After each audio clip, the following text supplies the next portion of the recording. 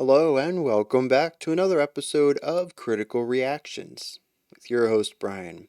We're going to wrap up this week's theme of the community's favorite songs from 2023, looking at one that I've actually heard before. It was a while ago and I've been meaning to get around to checking out this band's release. Anyways, it is one of the ones I missed from last year and I thought this would be a good opportunity to highlight the band again. We have had them on the channel a couple of years back.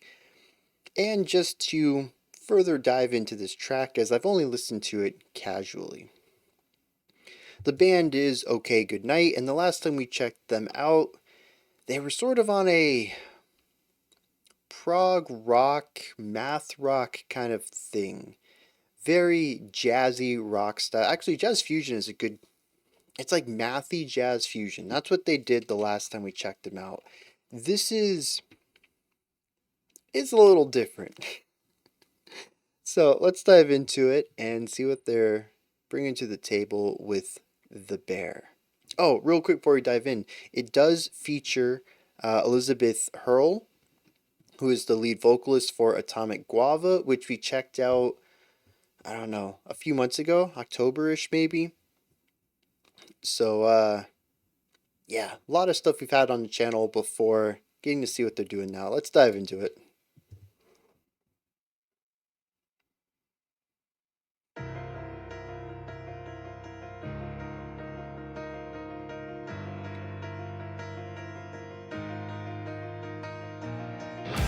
So nice 15-beat phrase here.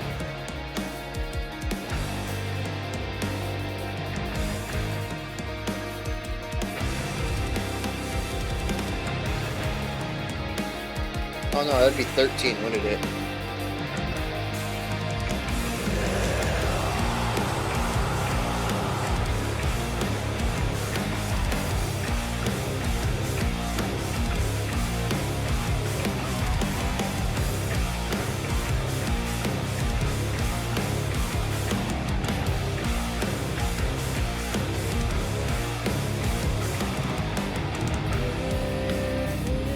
So utilizing shifting accent points in that last section to keep a steady drum beat behind everything.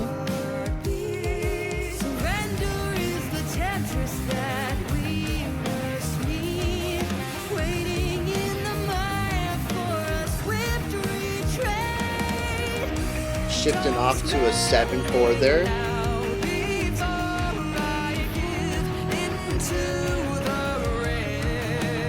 I love both the chord progression there, plus the vocal harmonies on top of it.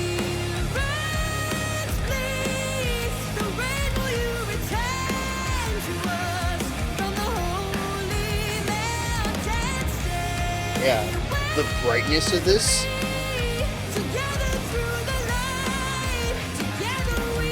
Oh, yeah, that's where it dips. Yeah, so good.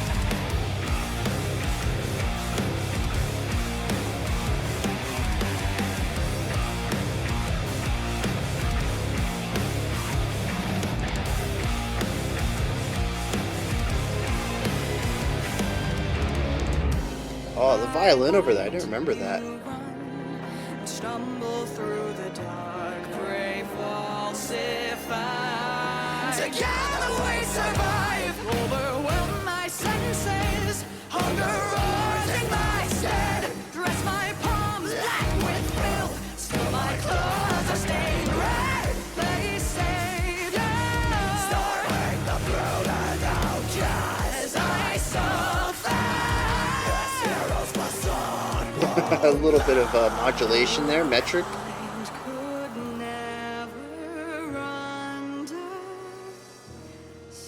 A little piano lift there.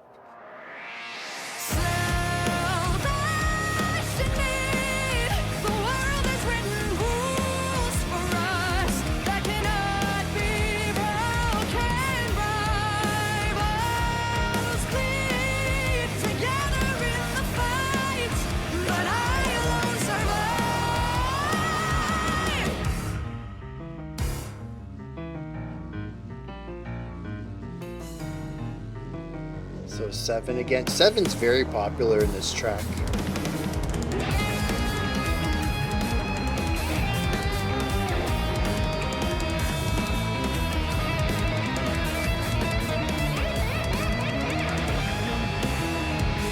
Halftime feel.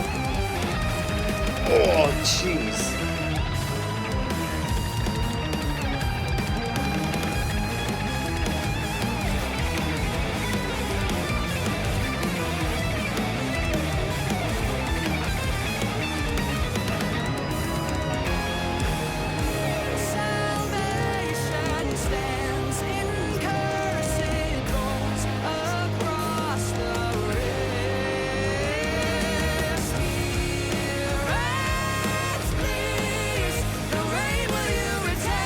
Bringing both the voices together for your final chorus here.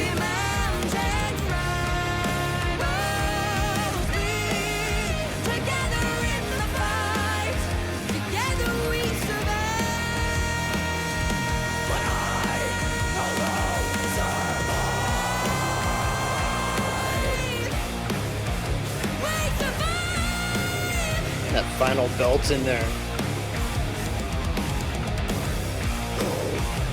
It's a really interesting run on the guitars.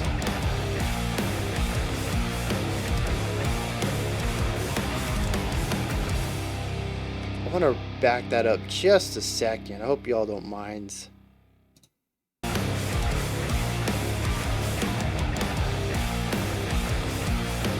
think it's this one right here. No, it's got to be a little further back.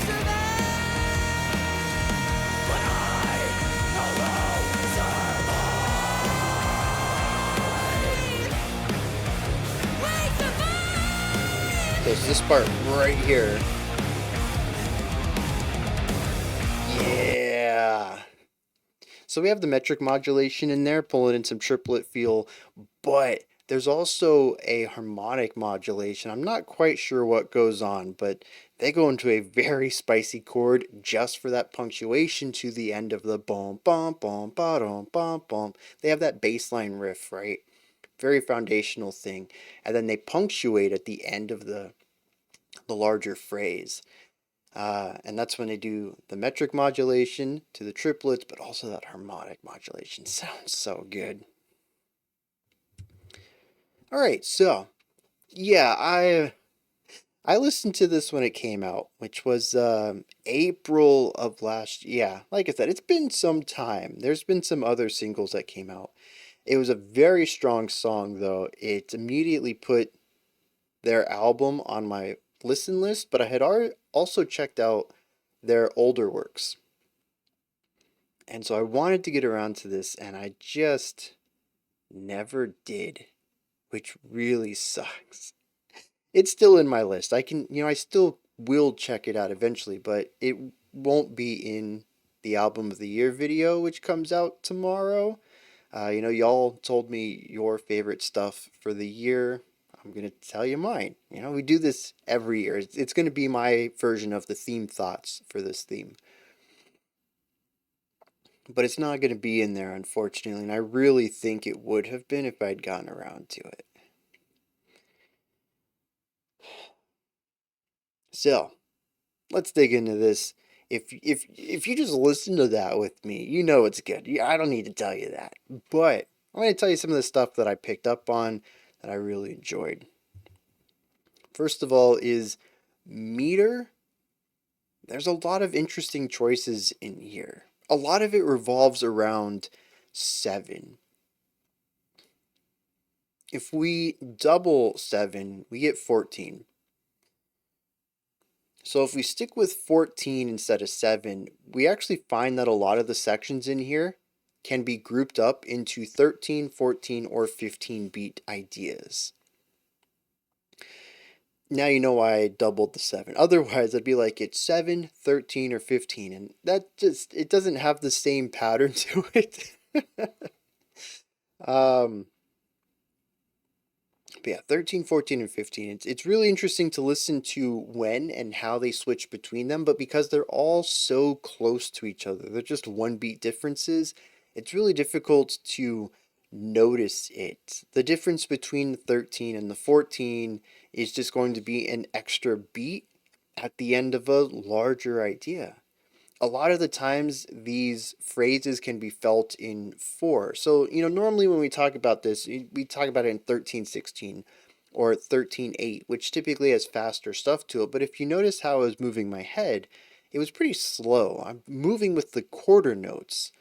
So when I say it's 13, it's probably more accurately 3 bars of 4/4 and a bar of 1/4, or probably 2 bars of 4/4 and a bar of 5/4. But I'm just counting out 13 at this slower pace. It's a 13 beat phrase, which is why I didn't typically drop time signatures during the reaction. I say, oh, they're doing a 13 beat phrase, they're doing a 15 beat phrase. This is in 7 now. Because as usual, time signature, you can't ever really know what the bottom number is. You can use math to create a lot of time signatures for something that doesn't sound any different in execution. It's a way of subdividing information, not of really providing it, at least not to a listener. I've mentioned in the past time signature is important for the performer as information from the composer, but aside from that, really, is this 4/4? Is it 8/8? Is it 16/16? We're splitting hairs at that point. It's all going to sound the same in the end. So, yeah, it's like I said, it's interesting though because I'll count out and be like, all right, we're on track for the 13. And we get up to 13, then there's a 14. I'm like, oh, that's interesting. I wasn't expecting that. But it's not something you really feel. If you're looking for it, you can see all these changes, how they group different lengths of phrases throughout their track, but it's not like shifting time signatures where you're immediately going to feel that difference. Like moving from 4/4 to 3/4, it's kind of impossible not to feel the loss of that beat. Here, given the phrases are so large, it all sort of feels like that 7/8 that we were introduced to. And I really like that because, at least in my mind, there is a fairly rigid time signature to all of this, despite all of the differences I can feel throughout. It makes it feel a bit more cerebral, whereas the immediate time signature changes, moving from 4/4 to 7/8 to 3/4 to 5/4, like you physically can feel these. I always talk about sussing them out as tripping over a step, something you thought was there but wasn't, or stumbling through because you were ready to restart and then they didn't. They extended an idea out. I didn't get any of that here. I really had to think about what was happening in the music to realize how much change was going on in it. And I appreciate that. It's one of those things where it's technical when you want to dig into it, but if you're just going to casually enjoy the song and listen to it, you're not really going to pick up that there's anything in here that's odd. It's not going to throw you for a loop. Once you get into that initial groove, you're pretty much set for the song. In that way, it's not frictional. It's not a hurdle to enjoyment of it, but it can still be technical on their end. It's just a really nice medium point between the two ends of that spectrum. I really like their phrasing in here. Melodically, yes, we can focus on the vocals. I'll get to the vocals separately, though, in a bit. The guitar work, the keyboard work, the bass work, even the drum fills. Everything in here is just so. It's written in a way that feels great to listen to. Part of that is going to be the iterative prog rock sound. A lot of the melodies and chords and note intervals they utilize have been done with bands that have come before them. It's kind of cemented itself as a very proggy sound, not to be confused with progressive rock, an umbrella term about rock that is forward facing, but the stereotypical prog rock. It has a specific sound and feel to it. It tends to explore similar harmonic devices. We hear a lot of that in here as well. So there's a familiarity to that that's always going to sound good to my ears, I think. But they're very consistent with it. Of all of the riffs in here that sort of fit more into that more melodic writing, the keyboard work, and the drum fills, it's comfortable yet different enough to keep me interested from moment to moment. And of course, a lot of that is juxtaposed with a more metallic approach to writing as well, going for groovier, hard hitting, what's the word I want?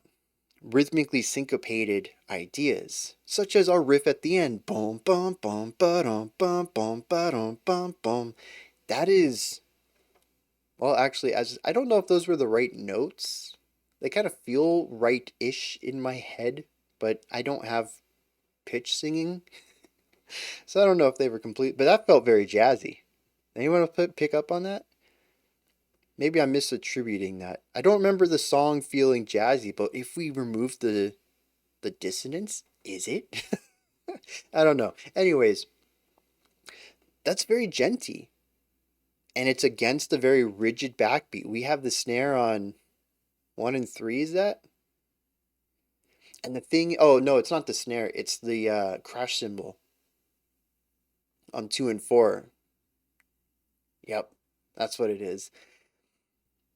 And I had mentioned also that the crash cymbal doesn't move along with the alignment. So while the rest of the band might lurch into beat 1 after beat 7 instead of giving us that extra beat there, the cymbals don't. So where they accent 2 and 4 on the first 7 beats, they'll accent 1 and 3 on the second grouping of 7 beats, and then they'll reset again. So it does loop back up to where everybody is on the same beat again after the two pairings, the two groups right there.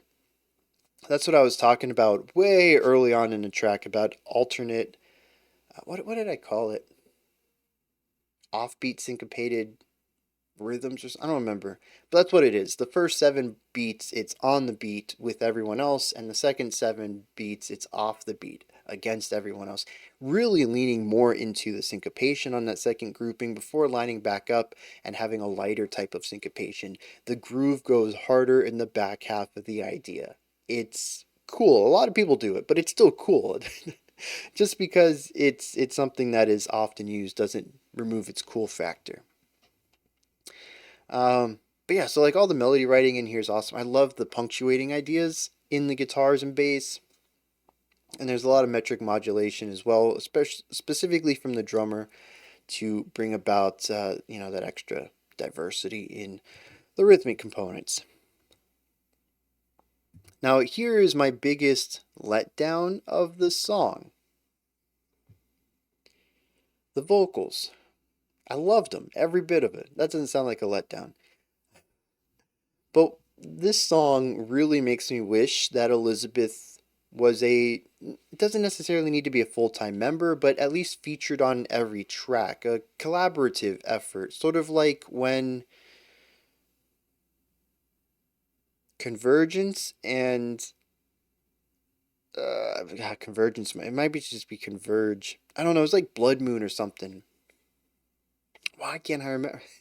Really silly. Anyways, it was a really cool project between like an artist, I can't remember her name, and like a post metal band or something, and they came together and they put out an album. I think it was called Blood Moon. It was just, anyways, I want a collaboration like that. Ok Goodnight with Elizabeth Hole is just phenomenal. And this song makes me want more of that. I don't know if Elizabeth is featured on anything else on the album. Maybe there's other features. I don't, I mean, Elizabeth Hole, definitely. Her voice fits everything, and I love her harsh that she brings to the table.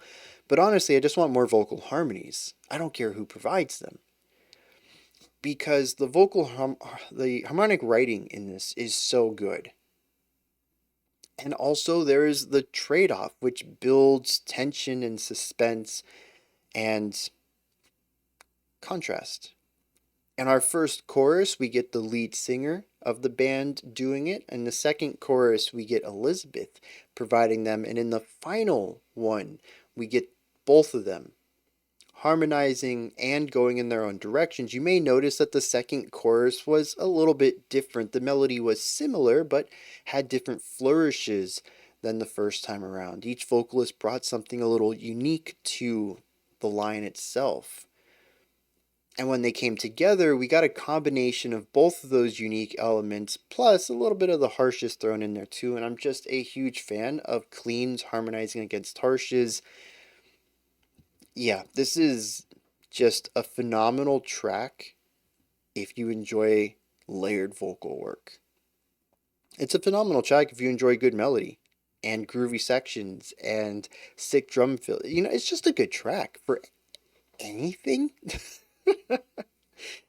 um, anything else I wanted to touch on? We hit contrast, melody, vocals, something. Oh, time signature. I think we're good. We're gonna hit some lyrics and then move on from there. I think I need a bit more context to this. I do know that the album's called The Fox and the Bird, and a lot of the tracks are named after animals: the bear, the crocodile, the bird, the snake, the falcon, the raccoon, the fox, and the bird. There are a few others, though, to speak about events: the drought, the journey, the nightmare, the dream, the mountain, and the rain. Rain and mountains are actually something that show up in this track. In fact, there's a direct request in the chorus. No, yeah, it is the chorus. The second chorus I mentioned had a different melody line to it, very similar but slightly different. As the second vocalist brought their own flair to the idea, I also noticed that it has a different set of lyrics. I didn't catch that during the song. Anyways, the first chorus, sung by Casey, the full-time singer of the group, says, "Spirits, please, the rain will you return to us from the holy mountain." So rain and mountains are something that is showcased in here. And they have songs about them specifically, or at least using them as titles, alluding to them. Here's the thing though, is this a concept album? Because I feel like there's a lot of information not explicitly stated about this track in the lyrics itself. The one thing that stands out to me the most is that when Casey's singing, it seems to be about finding positivity in the darkness. Her verse says, "Breath escape me and feel my heart beat. Surrender is the temptress that we must meet, waiting in the mire for a swift retreat. So please, spirits, will you return the rain to us from the holy mountain? Stay with me and together we'll survive through the light."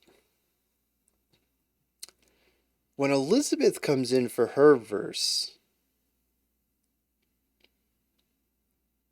it's less of running from something and more of giving chase. Maybe even possibly Elizabeth's character is chasing Casey's. It says, "By light you run and stumble through the dark, pray, falsify, together we survive, overwhelm my senses, hunger roars in my stead, dress my palms black with filth, still my claws are stained red. Play savior as I suffer, you could never understand." This is a very sharp perspective shift, not just from characterization, but also through vocabulary. As I mentioned, Elizabeth has a totally different chorus as well. Instead of asking for the rain to be returned so that she can survive, together. What is that line? "Together through the light we'll survive." Elizabeth says, "Selfish need. The world has written rules for us that cannot be broken. Rivals bleed together in the fight, but I alone survive." There's this yin and yang, the duality between these two characters. But I don't know if they're supposed to be in opposition to each other or simply presenting parallelism between their oppositions, being on two sides of the same spectrum. It is really interesting then that the third chorus is a blending of both. Casey asks the spirits for the rain to return, while Elizabeth Hull says rivals will bleed, but I alone survive.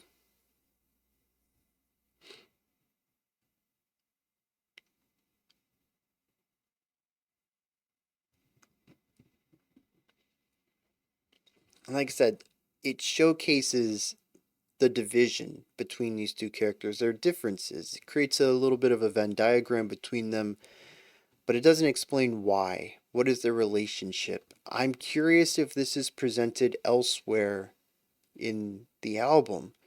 Maybe not as a continuous story where we've been shown these two characters prior, but maybe thematically at least.